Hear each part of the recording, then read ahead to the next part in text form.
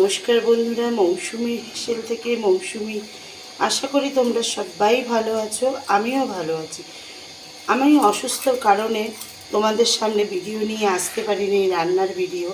যাই হোক, অনেক দিন বাদে আবার নতুন করে আমি রান্নার ভিডিও নিয়ে এসেছি। আমি সেভাবে আজকে কিছুই করে দেখাবো না, একদমই সিম্পল ডিমের রেসিপি করব ফুলকপি দিয়ে। দেখো, এখানে 6টা ডিম আছে। ডিমগুলোকে আমি সিদ্ধ করে নিয়েছি, ভালো করে ছুলেও নিয়েছি। আর এখানে আছে ফুলকপি।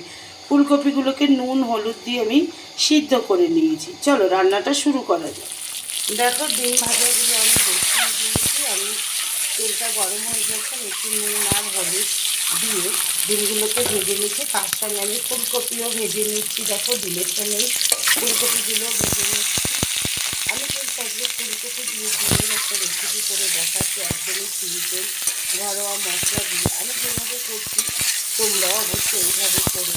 কমেন্ট বক্সে কমেন্ট করতে ভুলবে না, শেয়ার করতে ভুলবে না, লাইক করতে ভুলবে না। অনেকদিন বাদেই যদি তোমাদের সামনে আবার রান্না নিয়ে এসে আমার শরীরটা খারাপ ছিল, সেই কারণে আমি রান্না নিয়ে আসতে পারিনি, সেইভাবে তোমাদের সঙ্গে কথাও বলতে পারিনি। তোমরা কে কেমন আছো অবশ্যই কমেন্ট করে জানাবে।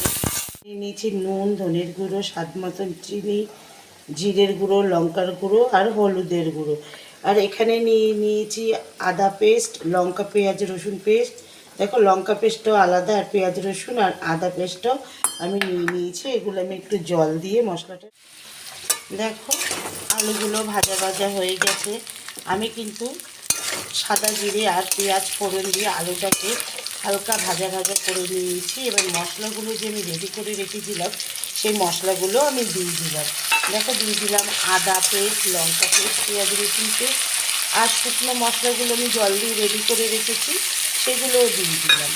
দিয়ে ভালো করে সব মশলাগুলো আমি মিশিয়ে নিচ্ছি। আমি যেভাবে আজকে ফুলকপির দিয়ে ডিমের ঝোল বা কারি করে দেখাচ্ছি, তোমরাও এইভাবে করো। করে কমেন্ট বক্সে কিন্তু একদম কমেন্ট করতে ভুলবে না, শেয়ার করতে ভুলবে না। আর আমি অসুস্থ কারণে আমি রান্নার ভিডিও তোমাদের সঙ্গে শেয়ার করতে পারিনি। যাই হোক, তোমরা সবাই কেমন আছো অবশ্যই কমেন্ট বক্সে কমেন্টস করে জানাবে। আমি মশলাগুলো ঝোলটা ফুটে উঠেছে। এবার যে আমি ফুলকপি আর ডিমটা ভেজে রেখেছি, এই ঝোলের মধ্যে ফুলকপি আর ডিমটা আমি দিয়ে দিচ্ছি। দেখো, ফুলকপি আর ডিম আমি দিয়ে দিচ্ছি। গ্যাসটা একটু কমিয়ে দিলাম। দেখো, ফুলকপি আলুগুলো আর ডিমগুলো আমি দিয়ে দিয়েছি, ভালোভাবে মিশিয়ে নিচ্ছি। দেখেছো, দেখো কালারটা কিন্তু অসাধারণ এসছে। আমি কিন্তু একদম সিম্পল ঘরোয়া মশলা দিয়েই আমি ফুলকপি দিয়ে আলু আর ডিমের একটা রেসিপি করে তোমাদের দেখালাম। আমি যেভাবে করলাম তোমরা অবশ্যই এইভাবে করো। কমেন্টস বক্সে কমেন্টস করতে একদম ভুলবে না, শেয়ার করতে ভুলবে না। আর কে কেমন আছো, কোথা থেকে দেখছো অবশ্যই দিদিকে কমেন্টস করে জানাও। দুপুরের ভাত পালং শাক দিয়ে বেগুন দিয়ে আমি করেছি রসুন ফোড়ন দিয়ে। এই রান্নাটাও তোমাদের আরেকদিন ভিডিও করে আমি দেখাবো। আর এখানে রয়েছে ফুলকপি আলু আর ডিম দিয়ে যে রান্নাটা আমি করে তোমাদের দেখিয়েছি, সেই রান্নাটা দেখেছো। আজকের আমার দুপুরের মেনুটা আমি তোমাদের দেখিয়ে দিলাম। দেখো, কালারটা কিন্তু অসাধারণ এসছে।